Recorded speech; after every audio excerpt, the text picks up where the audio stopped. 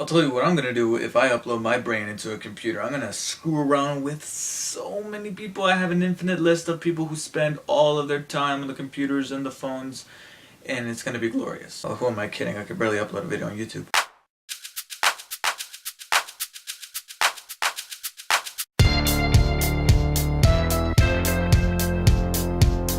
Hey everyone, David here. I'm back once again to talk about another movie, and this time it is for Transcendence. And in Transcendence, Will Caster, this super mega technological genius, uploads his brain into the internet after a tragic accident occurs in his life, and it is basically about the evolution of his mind and the expansion of his mind once it manages to reach the vastest corners of the earth through its technological advancements. Now, there were several things about this movie that made me want to see it. I mean, I for one kind of forgot when it was coming out, and it wasn't until last week that I finally saw a TV spot that said April 18th, and I'm like, oh, Transcendence is coming out, I gotta go check it out. And one of those things is that not only is Christopher Nolan executive producing this, but Wally Pfister, who has been his longtime cinematographer from probably the very beginning, is actually going to go ahead and step behind the camera this time and direct his feature film. So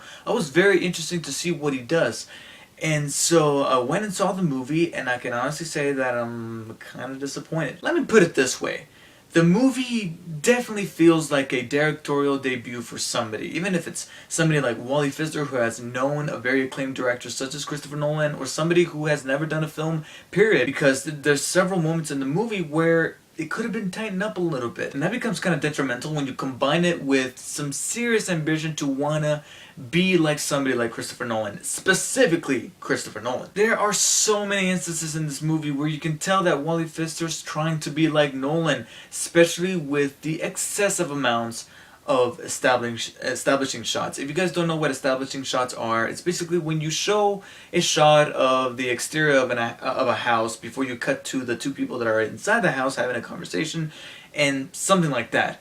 There are so many shots in this movie before almost every other scene where it's like the shot of a house, or a helicopter shot, or shot of water dripping from a leaf. Something very abstract and artsy, and it's just trying so hard to be like Nolan, because Christopher Nolan himself likes to have shots like that in his movies.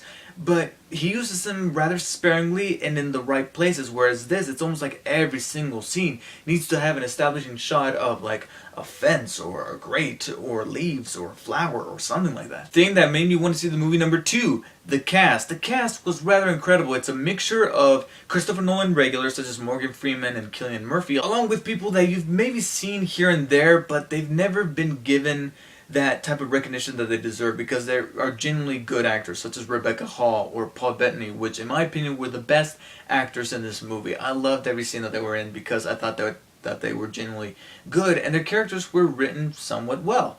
And then you got Johnny Depp, who is playing probably the straightest character he has been in a really long time. By straight, I'm not referring to sexual orientation. I'm referring to being a character that is not over the top and is not bedazzled in white makeup. It sounds like a joke, but I'm genuinely being serious. I was looking forward to see Johnny Depp being a regular type of character. Despite the fact that he's some kind of super genius, I was very much looking forward to Johnny Depp being a very regular guy. Unfortunately, that didn't work out so well, because I thought Johnny Depp also kind of disappointed me, because even that didn't work well. And it didn't necessarily feel like his fault. It felt almost like he was simply just miscast. Maybe somebody else that could have given us a good sense of the character, especially when you hear other supporting characters talk about him and say how great of a soul he had and how passionate he was. Maybe we would have believed it a lot more, but Johnny Depp is literally has that same kind of tone to his character throughout the entire movie. And sure, it kind of helps a little bit later on in the second half of the movie when his character takes a change in tone and somewhat of an evolution in terms of his character to a somewhat dark direction. But it still doesn't suffice. I felt like maybe somebody else that could have brought a sense of gravity, I hate to use such very fancy words here, but a sense of gravity to the character to make us feel just as emotional as his wife is in this movie, as he goes through this journey from the beginning of the movie to the end. I would have bought it. I would have been along for the ride, but I didn't feel that. And thing that made me want to go see the movie number 3, the story. The story really intrigued me. This guy uploading his consciousness into the computer, let alone the internet, because I wasn't actually aware of that detail. I thought it was simply just a computer construct, so to speak, that was isolated and kept from the rest of the world. But apparently he was on the internet worldwide. I didn't really see that coming. But I was very interested in the story. Very interested, and I was hoping for some really neat twists and turns, some which were still rather interesting. And I'm not going to deny the fact that this movie does borrow from other movies. You know, you see things from The Matrix or even Inception, and several other movies like Simone, and, you know, Her, which recently came out. And I'm aware of that, but I'm a firm believer that if you can take something that has been done before and weave it with something else and make a combination of something that could be perceived as original and can actually work for a movie, then I'm bored with that, because you know, nothing's ever that original nowadays. I mean, I love Inception. I love Inception, but I'm not going to deny the fact that there's hints to The Matrix and other movies like that in there. But I'm not a huge fan when you directly and consciously rip off other movies, which fortunately this movie didn't do. And I think in terms of the premise and the latter half of the movie, I think the story really worked. But there were several things that didn't. For one, the story really slows down in the first hour of this movie, with all of the movie's focus on strictly just Johnny Depp's character and Rebecca's Hall, who plays his wife in the movie, and their whole relationship, and just the pacing is ultimately boring. There were moments where I was feeling uncomfortably boring, because I love going to the movies. I love going to the movies. I love being in the movie theater, because all of my problems in life go away and I'm solely just focused on the movie. But when I actually start to think of other things that are going on in my life instead of focusing on the movie that is right in front of me, we got a problem. Although I think that the screenwriter and Wally Pfister did a good job at putting in these little bits of adrenaline. It's almost like the movie kind of had these shots of adrenaline or shots of espresso every now and then to kind of wake itself up. It's almost like when you're in class and you're trying not to fall asleep, but evidently you do fall asleep, but ever so often you have at least one friend that tries to wake you up. I'm awake. But there were other glaring issues in the writing. For one, they don't really try to explain some of the science behind this movie. They literally just say, oh, it just happens. Why? Because science, that's why.